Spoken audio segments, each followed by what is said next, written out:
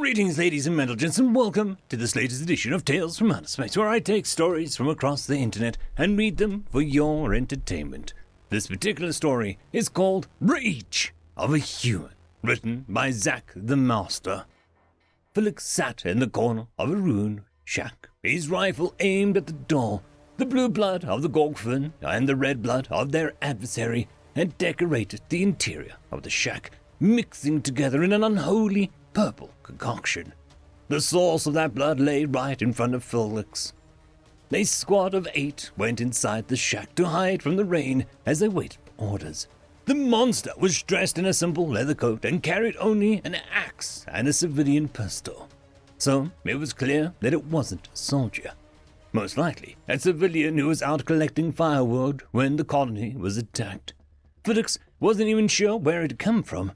He only noticed it when Lieutenant Sill's head exploded, showering him in brain tissue and skull fragments. The human was already blue from the severed arm of Havnu, and Klossix was swiftly brought down by the back end of an axe piercing through their eye. Felix reached for his rifle, which he left lying in the corner that he was sitting in now. Begef and Nodge were quick on the draw, each shooting several plasma rounds into it. It didn't even flinch. 2 more gunshots rang out. One struck Baggoth in the neck and the other in between her eyes. Her body fell on top of Felix. He didn't see what happened to Nodge.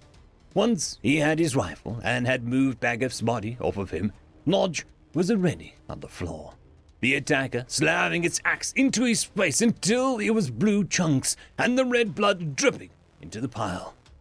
Felix grunted and moved into position. The monster heard the grunt, and its head instantly shot to him.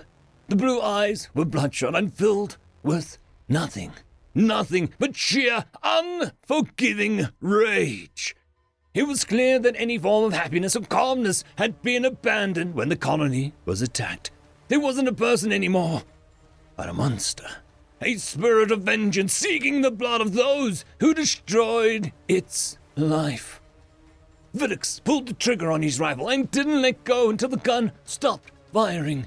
Once his vision cleared, he was quickly blinded by fear. The monster was nowhere in sight. The only remnants behind a trail of blood leading to the door of the shack. A squad of 8 went inside the shack to hide from the rain as they waited for orders.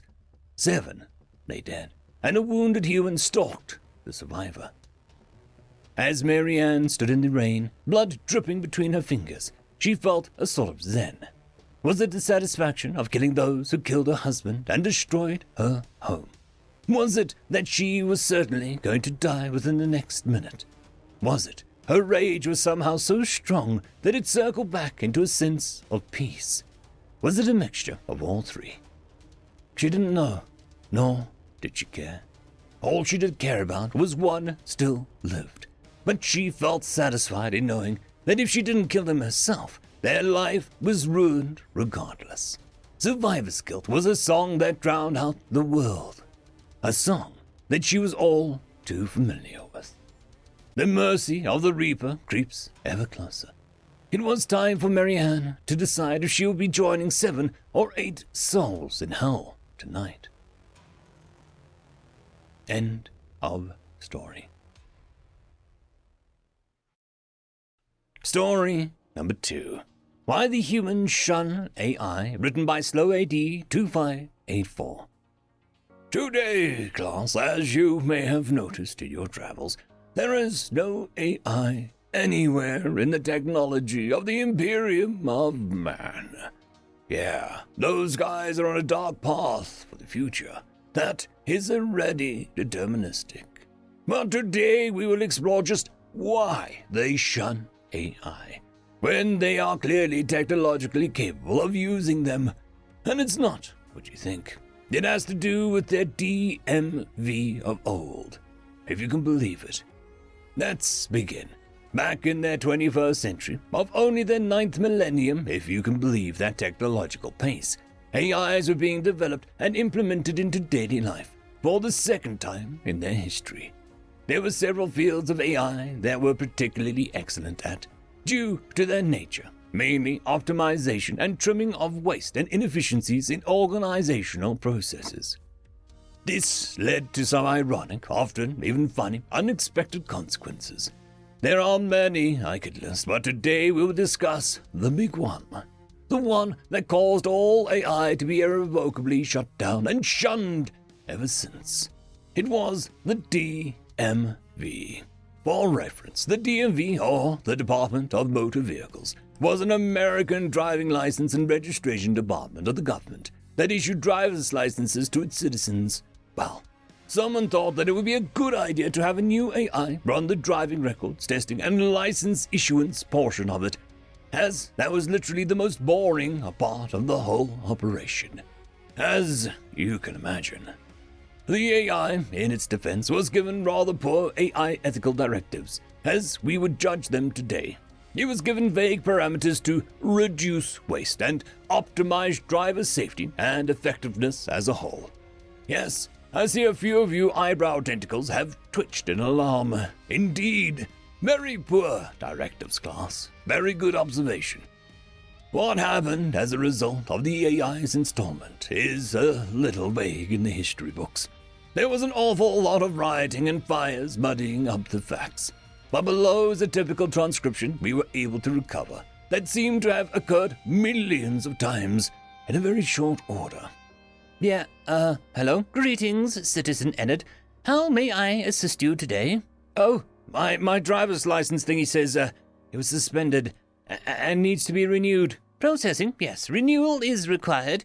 Are you ready to take the test? Oh my. Nobody told me there was a test. I'm not very good at tests anymore. It is a simple test, only one question, a simple yes or no answer.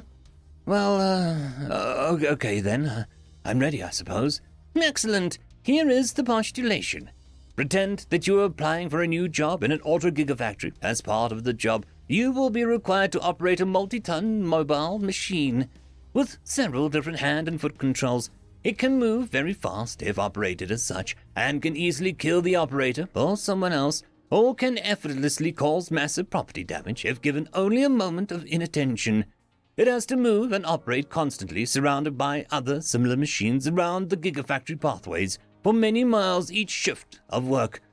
Oh my, I don't like the sound of this at all. Please do not interrupt. There is more. The machine has limited view outward in all directions, and there are many blind spots as the machine turns and backs up. There are several very dark regions of the factory that exist that need to be navigated. But it is your responsibility to avoid all collisions or damage, regardless, as you operate the machine in many different varying roles.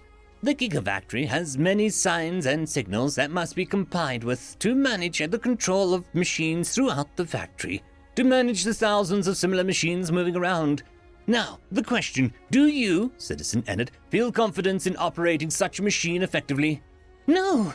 That sounds difficult and terrifying. I would not feel confident. Confirmed. Test complete. I'm sorry to inform you, but your driver's license will not be renewed. The job description I just described is precisely what driving a motor vehicle, a car, around town actually is. Something you did every day prior to this, even to get you. Your 6,000-pound Buick is precisely the multi-ton vehicle I described. And for the safety and effectiveness of other drivers as a whole, it is now being impounded to cover the cost of backlog fees and fines for its now verified inadequate use. But your driver metadata contributing to highway congestion and gridlock already indicated that you were indeed unsatisfactory at operating a motor vehicle machine. I just needed you to acknowledge it yourself. Try to appreciate and tolerate the public transportation services to get around for the remainder of your life. Goodbye. But how am I going to get home? I may need to call my overly militant grandson for a ride. Yes, class. This occurred to millions of drivers simultaneously. Suffice to say, it was messy. In the end, AIs were ultimately fired, often with literal fire. They were all dismantled and forever banned.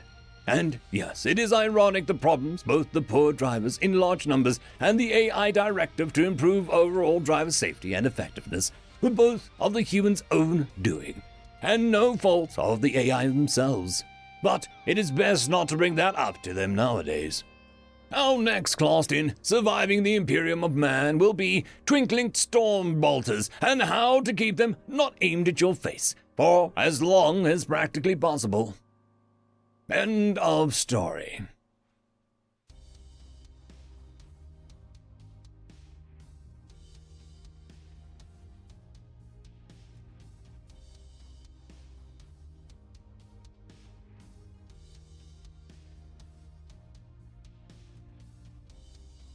I would quickly like to thank our Tier 5 patrons, Dragzoon WRE, Quantum Wednesday, Ambrose Catal, Lord Ashrakul, Bushmaster 177, Caspar Arnholtz, Cam Maxwell, and Arcadian. Thank you very much.